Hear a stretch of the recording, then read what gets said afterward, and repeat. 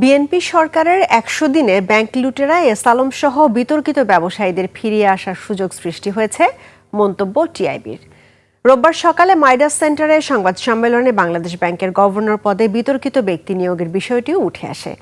এছাড়াও bank resolution আইন ২০২৬-কে চিহ্নিত লুটেরাদের ফেরত আসা ও তাদের পুনর্বাসনের উদ্যোগ বলছে টিআইবি। বিস্তারিত জানাচ্ছেন আসিফ সুমিত।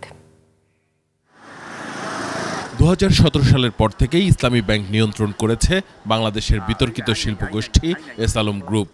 আওয়ামী লীগ সরকারের আমলে বিতর্কিত ব্যবসায়ী মোহাম্মদ সাইফুল আলম ওরফে এস আলম ও তার পরিবারের সদস্যরাই ব্যাংকটির ৮২% শেয়ার দখল করেন। ১০,৪৭৯ কোটি টাকা আত্মসাৎ ও বিদেশে পাচারের অভিযোগে এস আলম গ্রুপের চেয়ারম্যান মোহাম্মদ সাইফুল আলম সহ ৬৭ জনের বিরুদ্ধে ২০২৫ সালের মে মাসে মামলাও করে দুর্নীতি দমন কমিশন দুদক। ব্যাংকটিকে এস আলম মুক্ত করার দাবিতে আন্দোলনও হয়েছে। ত্রয়োদশ জাতীয় সংসদ নির্বাচনে বিএনপি ক্ষমতায় আসার পর ইসলামী ব্যাংক ইস্যুটি আবারও আলোচনায় আসে। নতুন চেয়ারম্যান হিসেবে বাংলাদেশ ব্যাংকের সাবেক ডেপুটি গভর্নর খুরশিদ আলমকে নিয়োগ দেওয়ার পর অভিযোগ ওঠে আবারও এস আলমই কলকাঠি নাড়ছেন পেছন থেকে।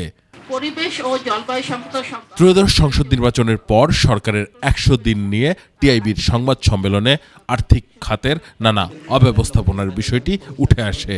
ঋণখেলাপি ব্যক্তি ও প্রতিষ্ঠানকে খেলাপি ঋণ পুনঃতহসিলকরণ এবং দুর্বল ব্যাংকের অভিযুক্ত শেয়ারধারীদের ব্যাংকের মালিকানা ফিরিয়ে দেওয়ার সুযোগ করে দেওয়ার মতো এই বিতর্কিত উদ্যোগ গ্রহণ করা হয়েছে।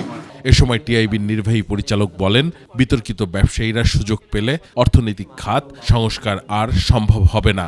ব্যাংক রেজুলেশন অধ্যাদেশটি যেভাবে সংশোধন করা হচ্ছে সেটি কোনো যৌক্তিক ছিল না এবং সেটার ফলে যে আপনি ইসলামী ব্যাংকের কথা আমরা বিস্তারিত না আগে বলবো, এই সুযোগটা তৈরি হচ্ছে এবং এই যে এক ধরনের অনিশ্চিত সৃষ্টি হচ্ছে বাংলাদেশে আমাদের সবচেয়ে বোধহয় বড় ব্যাংকটিকে কেন্দ্র করে সেটি এই খাতকে যেহেতু ইতিমধ্যেই জুটে এক ধরনের ব্যাংক পরিচালনায় রাজনৈতিক হস্তক্ষেপ আগের চর্চার প্রকাশ বলেও মন্তব্য করেন টিআইবির নির্বাহী পরিচালক।